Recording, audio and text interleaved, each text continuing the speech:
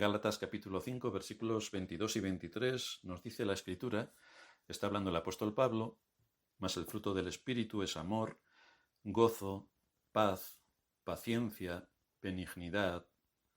Hoy nos toca bondad, fe, mansedumbre, templanza. Contra tales cosas no hay ley. Como ya venimos comentando en la introducción de toda esta serie de sermones sobre el fruto del Espíritu, vemos que Pablo nos está hablando precisamente del fruto del Espíritu. Y es importante que no pasemos por alto que lo está presentando en singular. Fijaos que no dice los frutos del Espíritu, sino el fruto del Espíritu. Pero este fruto incluye diversidad. Al presentarlo en singular, con toda esta diversidad, nos muestra que no se puede separar una diversidad de la otra, porque forman parte inseparable de lo que se compone este fruto. Es como si tomamos una fruta, donde podemos verla, olerla, saborearla, tocarla, todos nuestros sentidos están involucrados. Pero es una única fruta que presenta toda esta variedad a nuestros sentidos. Con lo cual esta ilustración nos sirve para entender lo que Pablo define como fruto del Espíritu, en singular. Lo que destaca en todo caso es que lo produce el Espíritu, es decir, que es el Espíritu Santo quien lo implanta en el corazón de todos aquellos que trae a la vida, porque precisamente es el Espíritu Santo quien lleva a cabo el nuevo nacimiento. Él es quien regenera al que estaba muerto, lo trae a la vida. Pero no debemos olvidar a la vez que este fruto no opera automáticamente, sino que una vez implantado por la obra que hace el Espíritu Santo cuando nos trae a la vida, que implanta también este fruto, hay que desarrollarlo. Y esto ocurre poniéndolo en práctica. Por eso es un fruto. Y como cualquier otro fruto, necesita del cuidado, de la atención, del esfuerzo constante para mantenerlo activo y que crezca, lo que supone que debemos esforzarnos para aplicarlo en las distintas áreas de la vida, porque este fruto se dirige a todas las áreas de la vida. Hoy veremos algunas cosas sobre la bondad y vamos a dividir nuestro sermón en 5 puntos. El primero es definiendo la bondad, de que estamos hablando. En segundo lugar, veremos la ética y la moral bondadosa. En tercer lugar, veremos la bondad impartida. En cuarto lugar, perturbando la bondad. Y en quinto lugar, veremos la bondad de Dios. Así que vamos a ver entonces, en primer lugar, definiendo la bondad. No debemos olvidar que al estar entrelazadas estas características en un mismo fruto, van de la mano la una de la otra. Por lo que en este caso su parecido a la benignidad que vimos en nuestra última exposición es considerable. Así que para establecer qué es qué, vamos a ver su significado según la RAE, según la Real Academia Española de la Lengua. Benigno, nos dice. Hay dos acepciones del término. El primero es que es afable, benévolo, piadoso. Y la otra opción, la otra secuencia que nos da, es que es templado, suave, apacible. Esto es benigno. Esto es lo que estuvimos viendo en nuestra última exposición. Si buscamos bondad en el diccionario, nos dice que es cualidad de bueno, en el sentido de bondadoso, o que tiene natural inclinación para hacer el bien. Así que por los matices precisos que nos presentan estas dos definiciones, podríamos decir que la benignidad es la disposición y la bondad es la ejecución. Una cosa es lo que dispuestos que estamos a hacer algo y otra cosa es hacer ese algo. La benignidad, por tanto, es una motivación interior, mientras que la bondad es una acción exterior. Una es interior, la otra es exterior. No podemos ser benignos sin ser bondadosos, porque una va detrás de la otra, es consecuencia de la otra. Pero ojo, porque sí que podemos aparentar ser bondadosos sin ser benignos. Esto es importante que no lo perdamos de vista. Por ejemplo, hay personas que aparentan ser bondadosas, que asisten a la iglesia, que ofrendan, que usan un lenguaje religioso, que citan multitud de versículos. Sin embargo, todo es externo. No hay una motivación real para honrar a Dios, ni para obedecerle, ni para someterse a su palabra, ni para servirle, de acuerdo a su palabra. No, eso no existe. Fijaos la parábola que el Señor expone en Lucas 18, a partir del versículo 9. Es una parábola que todos conocemos. A unos que confiaban en sí mismos como justos y menospreciaban a los otros, dijo también esta parábola. 2 hombres subieron al templo a orar. Uno era fariseo y el otro publicano. El fariseo, puesto en pie, oraba consigo mismo de esta manera. Puesto en pie es yo soy el centro de atención, evidentemente. Dios, te doy gracias porque no soy como los otros hombres, ladrones, injustos, adúlteros, ni aun como este publicano. Fijaos mi aportación. Ayuno 2 veces a la semana. Doy diezmos de todo lo que gano. Así que la apariencia de este hombre, en sus actividades externas, era bondadosa. Ayuna 2 veces por semana. Da diezmos de todo lo que gana. Es decir, hace mucho más que muchos que se llaman cristianos. Quien le pudiera ver, deduciría que era bondadoso. Y efectivamente, es que era bondadoso en el sentido de que todo era fachada. El asunto es que no era benigno. Esto entra dentro del concepto del legalista. Un legalista, en este contexto, es aquel a quien le importan mucho las apariencias. Por fuera aparenta ser bueno, pero sus intenciones y motivaciones no lo son. No lo son. Por eso Pablo le dice a Timoteo, tendrán apariencia de piedad, pero negarán la eficacia de ella. De manera que para ser bondadoso, la motivación es fundamental, porque nos indica la fuente de la que brota esta bondad. De manera que podríamos decir que la benignidad nos marca la motivación correcta para honrar a Dios y la bondad es la que pone en práctica esa disposición benigna que solo pretende servir a Dios de acuerdo a su palabra, asumiendo principios y en el contexto donde Él nos ha puesto, lo cual nos va a generar bastantes problemas por defender la verdad. Tenemos muchos ejemplos que nos muestran que hay personas bondadosas, pero que esa cualidad no viene como fruto del Espíritu. Entre los impíos hay personas muy cariñosas, desprendidas, generosas, atentas, pero eso no es fruto del Espíritu, porque falta la motivación de por qué hacen esas cosas y sobre todo, ¿para quién hacen esas cosas? ¿Para quién? La evidencia es que sus obras no surgen para servir a Cristo, ni para someterse en obediencia a Cristo, no. Vamos a poner 2 ejemplos para verlos con más claridad. Teresa de Calcuta. Bueno, si hablamos de ella en los católicos, está al lado de la Virgen o un poco más arriba. Su biografía nos dice que tenía gran preocupación por los enfermos y por los pobres de la ciudad de Calcuta, de ahí su nombre, Teresa de Calcuta. Durante más de 45 años atendió a pobres, enfermos, huérfanos y moribundos, al mismo tiempo que guiaba la expansión de su congregación, en un primer momento en la India y luego en otros países del tercer mundo. Uno puede tener satisfacción personal al hacer todas estas cosas. No tiene por qué estar basado en un servicio a Dios. Es un tema de satisfacción personal. Busca desarrollar su vocación, busca obtener reconocimiento social, busca hacer el bien al prójimo. Todo eso está muy bien. Pero eso no es el fruto del Espíritu. Ese es el caso de esta mujer. Su bondad no era el fruto de la benignidad, ni por supuesto venía de lo que hace el Espíritu Santo cuando regenera.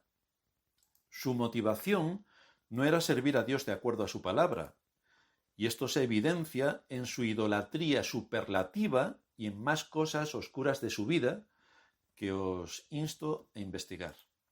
Por lo tanto, nada de lo que allí había tenía algo que ver con el fruto del Espíritu. Pero tenemos otro caso bastante impactante. Cristiano Ronaldo. Fijaos, este hombre es donante de órganos. No lleva tatuajes porque también es donante de sangre y de médula ósea. Paga tratamientos experimentales para cáncer a niños. Dona más de 100.000 euros anuales a la Cruz Roja. Dona grandes sumas de dinero a escuelas. Tiene asociaciones altruistas por todo el mundo. ¿Cuál es su motivación? Ser el mejor jugador del mundo. Yo. Su motivación es alimentar su ego. Por lo tanto, todo esto no lo hace como fruto de la obra del Espíritu Santo en su corazón. Evidentemente que no. Pero su conducta es bondadosa. Es a esto a lo que nos referimos cuando decimos que alguien que es benigno es bondadoso, pero que puede ser bondadoso sin ser benigno. Y esto es así por las cualidades naturales a las que estamos haciendo referencia a lo largo de toda esta serie, que deben diferenciarse de aquellas que el Espíritu Santo ha implantado y que tienen como motivación servir a Dios en medio de nuestra generación y honrar su nombre. Así que aquel que es benigno es bondadoso, pero aquel que es bondadoso no tiene por qué ser benigno. Este es el matiz que no debemos olvidar.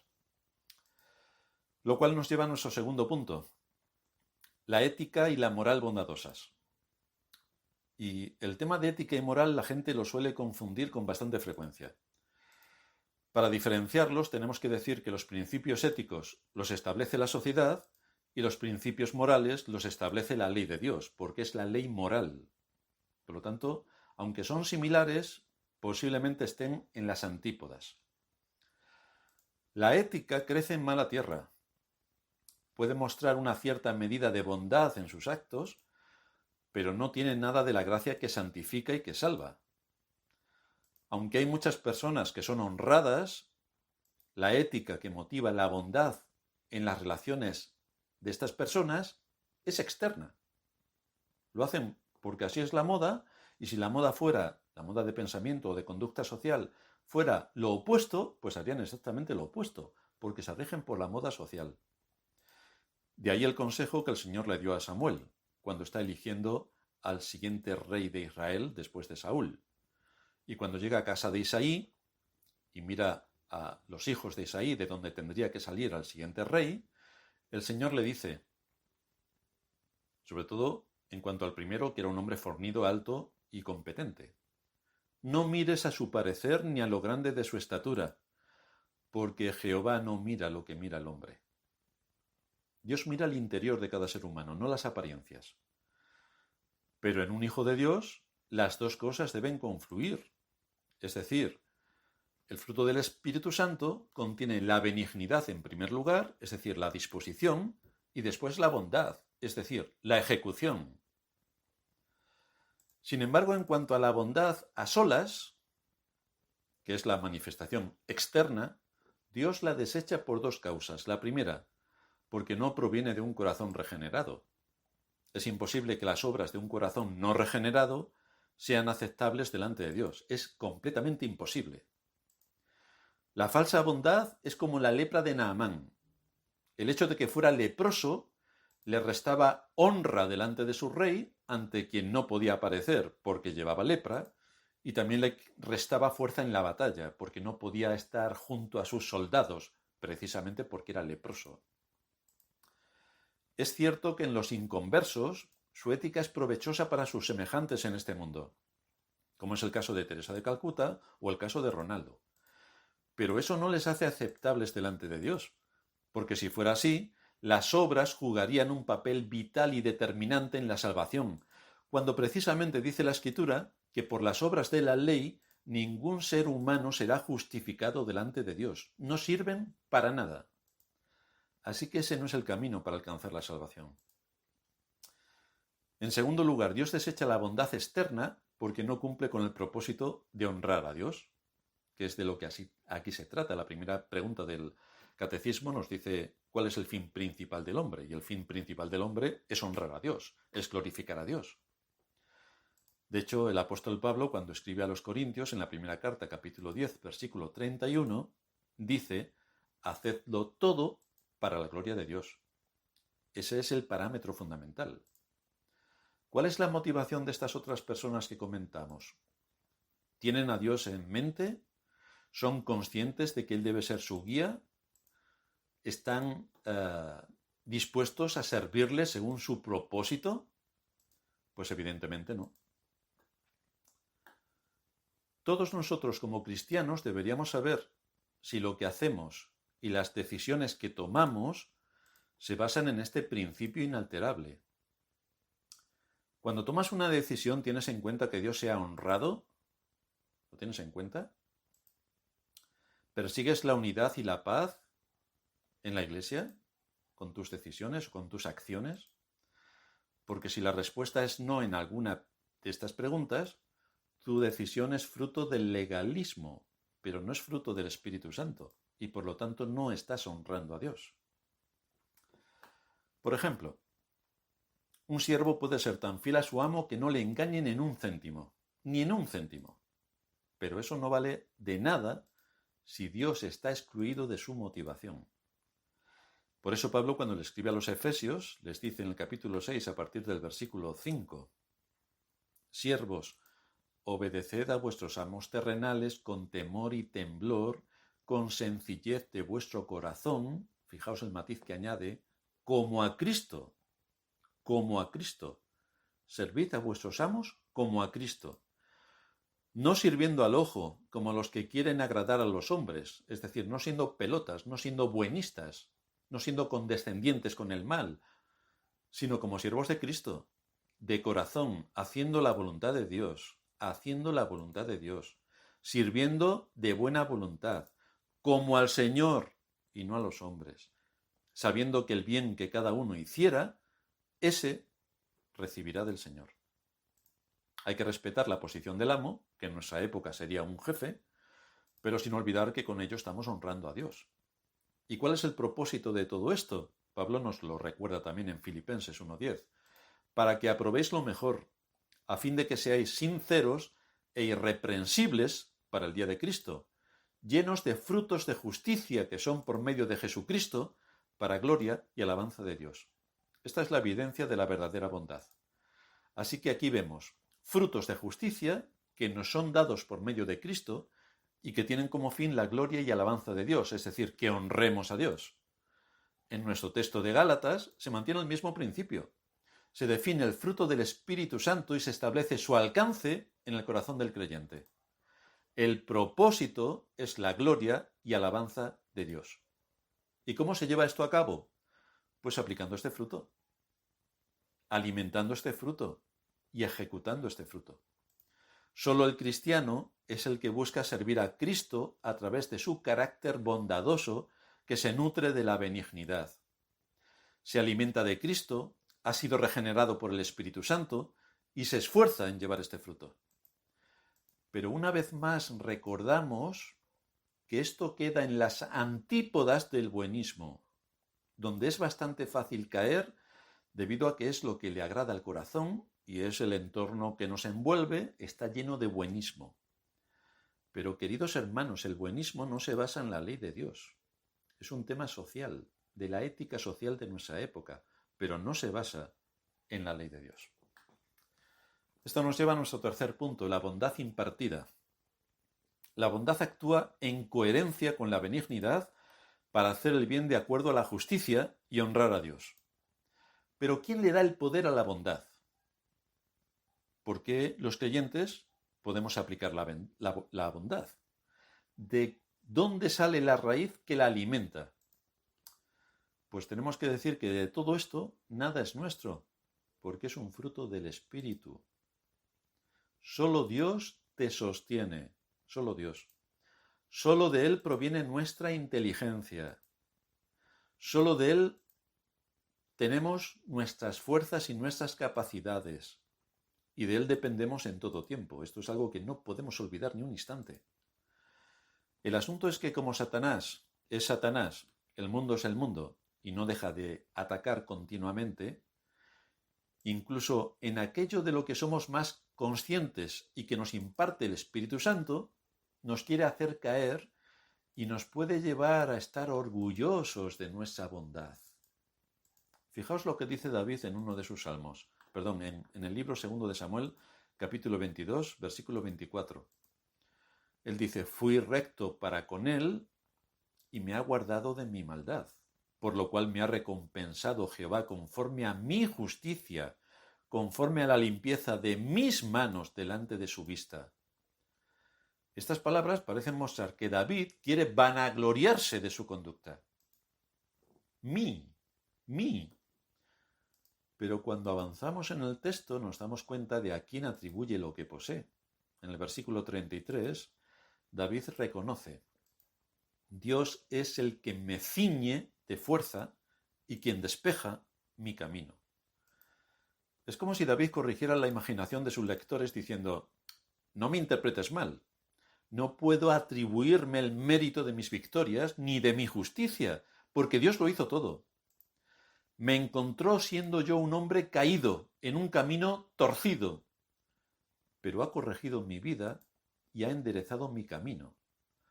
Ahora estoy andando en integridad en el camino recto. Por lo tanto, toda la gloria es suya. Este es el reconocimiento de un corazón que ha sido regenerado por el Espíritu Santo y que al poner a trabajar ese fruto reconoce a aquel que le ha dado estos recursos. Todo es de Dios, nada es nuestro. En cuarto lugar, vamos a ver perturbando la bondad.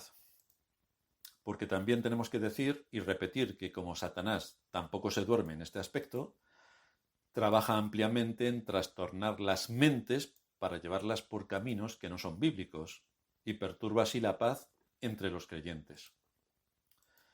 Si estudiamos las Escrituras o estudiamos todo lo que tiene que ver con la verdad, vemos que la verdad es reducible a la unidad. Es decir, la verdad es una, mientras que la mentira, el engaño y el error son múltiples y contradictorios. La verdad bíblica concuerda de forma armoniosa y nunca puede llevarnos a la división.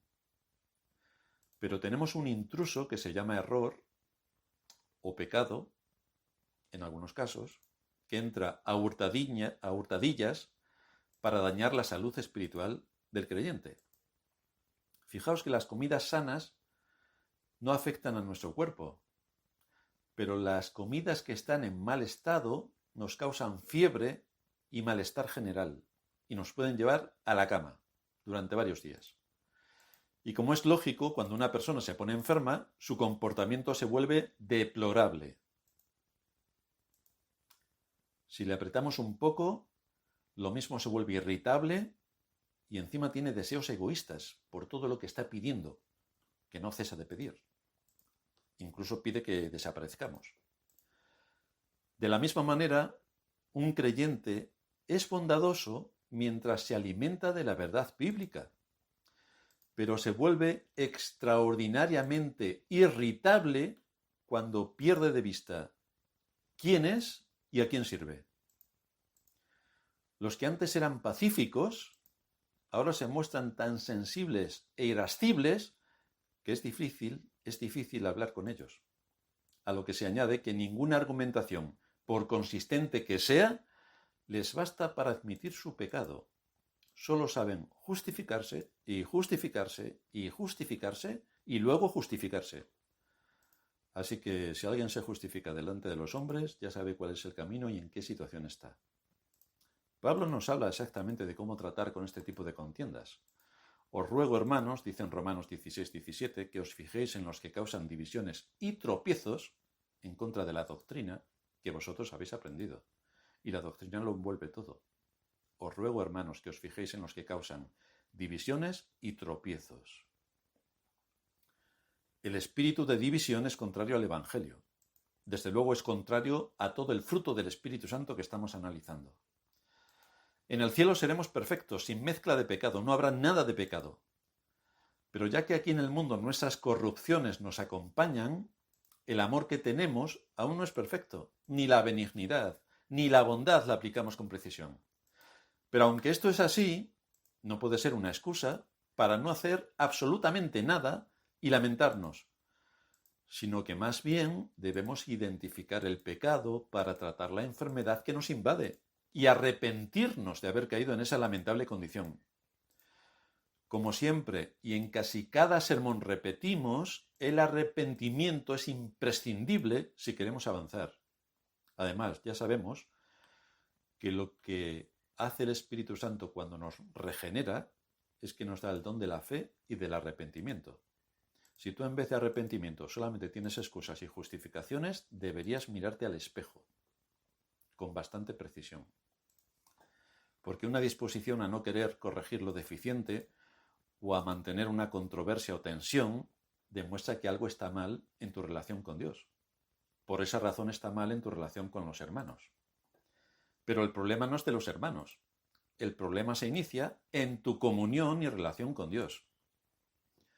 Si no hay una mortificación de tus deseos y si no hay una intencionalidad firme de alimentar el fruto del Espíritu, sin duda atentarás contra la paz, contra la unidad y dejarás de lado la benignidad y la bondad en medio del pueblo de Dios. Así que son cosas para darle un par de vueltas. Debido a las controversias entre los cristianos de Corinto, Pablo concluyó que no habían alimentado el fruto del Espíritu Santo. Esto no es nuevo de ahora. Pablo ya lo trató en la iglesia de Corinto. Así dice en la primera carta a los Corintios, capítulo 3, versículo 2, «Os di a beber leche y no vianda, porque aún no erais capaces, ni sois capaces todavía, porque aún sois carnales. Pues habiendo entre vosotros celos, contiendas y disensiones, ¿no sois carnales y andáis como hombres?» Su conducta era una clara prueba de que estaban lejos de poner en marcha y aplicar el fruto del Espíritu. Sin embargo, a medida que el fruto del Espíritu Santo se cultiva, en esa misma medida fortalece a los creyentes. Y ahí se evidencia un firme propósito en mantener la unidad, la paz, la benignidad y aplicar la bondad. Así prospera el pueblo de Dios en medio de este mundo. Todo esto nos lleva a considerar también, en quinto lugar, la bondad de Dios. La bondad de Dios es un argumento sólido para asegurarnos la promesa de Cristo para el perdón de nuestros pecados. Dios no solo tuvo la disposición y la motivación de salvarnos. No solo tuvo la disposición y la motivación de salvarnos, de acuerdo a su benignidad, de acuerdo a su propósito, sino que, según nos dice Pablo en Tito 3:4, cuando se manifestó, y aquí viene, la bondad de Dios nuestro Salvador, cuando se manifestó la bondad, es decir, pasó de la benignidad a la bondad, pasó de su disposición de salvar a salvar. De manera que cuando se manifestó la bondad de Dios nuestro Salvador y su amor para con los hombres, nos salvó, no por obras de justicia que nosotros hubiéramos hecho, no porque lo hizo Cristiano Ronaldo o Teresa de Calcuta o los miles de personas que hay haciendo el bien, sino que nos salvó por su misericordia, por el lavamiento de la regeneración y por la renovación en el Espíritu Santo, el cual derramó en nosotros abundantemente por Jesucristo nuestro Salvador, para que, justificados por su gracia, viniésemos a ser herederos conforme a la esperanza de la vida eterna. Y aquí en este texto de Tito 3, del 4 al 7, encontramos a las tres personas de la Trinidad actuando conjuntamente para la salvación de su pueblo. Dios Padre manifestó su bondad y nos salvó. El Espíritu Santo nos regeneró de acuerdo a la bondad de Dios. Y en Cristo tuvimos la evidencia contundente de esa bondad porque nos ha dado la vida eterna. Así que aquí vemos con más claridad en este texto el impacto del término bondad. Es la puesta en acción de lo que ya hay previsto. Una cosa es la disposición, la benignidad. Otra cosa es la acción, la bondad. Y esto Pablo lo repite una y otra vez en sus cartas. Efesios 2:4. Pero Dios, que es rico en misericordia, por su gran amor con que nos amó, aun estando nosotros muertos en pecados, nos dio vida juntamente con Cristo. Por gracia sois salvos. Lo hizo Él. Lo hizo Él por su gracia, no nosotros por nuestra inteligencia. Y juntamente con Él nos resucitó, y asimismo nos hizo sentar en los lugares celestiales con Cristo Jesús, para mostrar en los siglos venideros las abundantes riquezas de su gracia, y ahora viene, en su bondad para con nosotros en Cristo Jesús. Dios actuó bondadosamente con nosotros, de acuerdo a su benignidad y a su propósito. Dice Gurnall, los hijos de Dios no deben holgazanear al sol del amor divino, sino seguir adelante en el camino del deber, ya que Dios ha tenido la bondad de sembrarlo de gozo. Tenemos que alimentar el fruto del Espíritu. Es algo que Dios nos ha impartido y tenemos que alimentarlo. Por eso el salmista, en el Salmo 31, el versículo 19, dice: «Cuán grande es tu bondad que has guardado para los que te temen». La bondad de Dios es exclusiva para sus hijos. A ellos son a los únicos que les hará bien.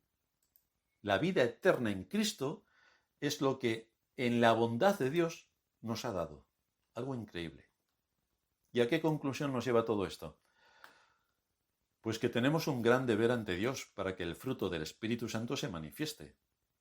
Es un fruto que necesita ser regado y atendido. En la medida en que esto sea nuestro objetivo, nuestra relación con Dios seguirá firme. Y la evidencia es que actuaremos de acuerdo a lo que se espera de nosotros delante de Dios, no retorciendo la enseñanza para satisfacer nuestro necio entendimiento ni nuestro corrupto corazón, sino atendiendo en su contexto general la enseñanza de la Escritura y en su contexto particular lo que a través de cada sermón nos llega, porque es todo para nuestra guía, para nuestra dirección y para nuestra edificación. Así que bien haremos en atender lo que escuchamos y cómo lo escuchamos para andar en sintonía con nuestro Dios y Salvador por medio de su Espíritu. Y esto es exactamente lo que Dios espera de nosotros.